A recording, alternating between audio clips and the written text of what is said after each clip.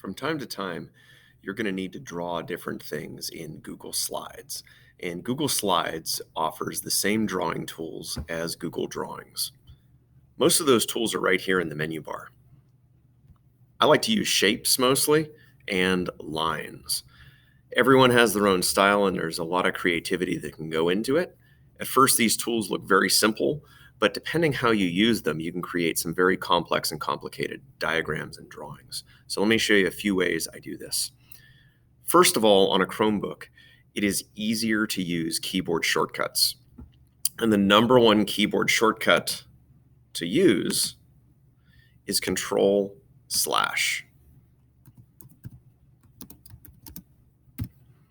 And if you type that in on any Google application, it'll show you all the keyboard shortcuts for that application. So for instance, if you type that in Slides, it'll show you the keyboard shortcuts for Slides. If you do it in Docs, it'll show you the keyboard shortcuts in Docs. Same with Google Meet or any other applications.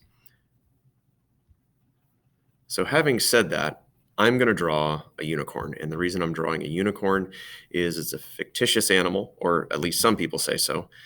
And hopefully you won't judge me for my drawings. When you draw any shapes, there's usually this small yellow rectangle, and if you drag it, it'll give you different shapes to build from.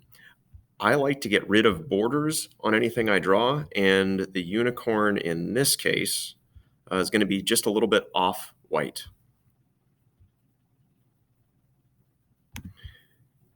I'm then going to use triangles for legs.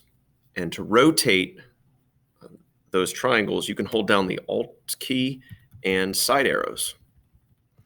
If you decide that that leg is not the right size for this unicorn, there's another keyboard shortcut, Control-Alt-J, which will make it smaller, or K.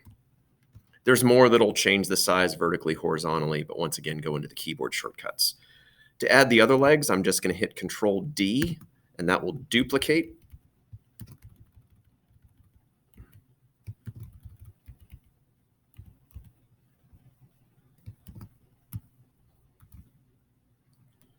Here's the unicorn's neck. Once again, I'm going to use Alt and arrow key.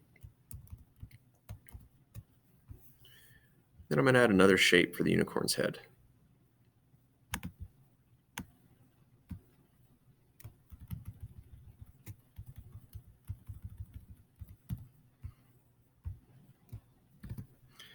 I know that I'll need some triangles for ears. So what I'm doing here is I'm just using the existing triangle, duplicating it, and then making it a little bit smaller. You might also notice that I'm not using the trackpad to move these around. I'm using arrow keys because I find it a little faster and more efficient. Duplicate that ear. There we go. Now I need to draw an eye.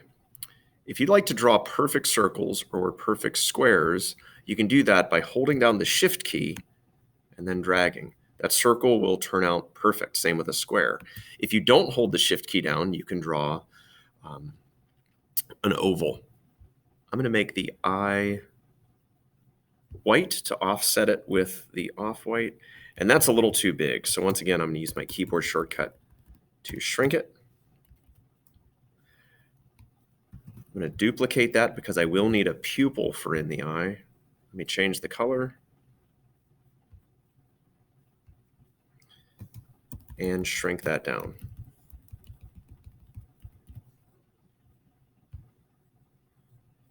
That looks a little too big.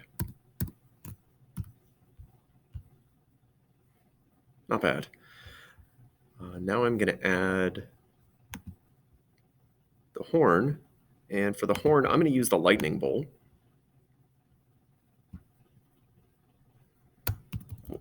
Once again, just rotate it. I'm going to get rid of the border so it blends in. I'll make it the same color. You'll notice that it is covering up part of the eye. So what I can do then is I can go up to the Arrange menu, choose the order. I can send it backwards. So that sent it behind the pupil, but not the eye. So I might want to send it all the way to the back. There we go. Now you can see the unicorn's eye, you can see its horn. And then to finish this off, if we really want to add some detail, you can use a lot of shapes creatively. One of the shapes is the cloud, so let's give it a fluffy tail. And if you want to get more creative with the colors, you can always add custom colors that have some transparency. So if you want, for instance, if you want a see-through pink tail on your unicorn, change the hue. I guess it's more of a purple. And you can add some transparency. There you go. And if you don't like that, if you want something that really stands out, you could also choose a gradient. And if you see a gradient here that you like, that's great. If not, go to the custom. And once again, you can do linear gradients or radial. Radial start from the middle and go out. Linear go from one side to the other. So let's choose a color. There we go. All right. And then I guess you could, the last thing we could do on this is add some hoofs.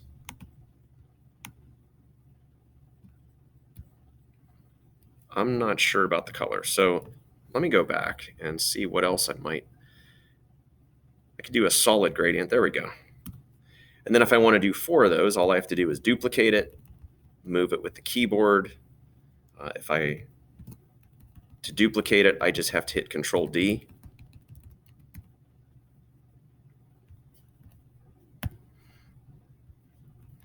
And there you go. I just drew a reasonably decent, depending on your art abilities, you might judge me differently, but a reasonably decent unicorn using shapes and colors and keyboard controls in Google Slides.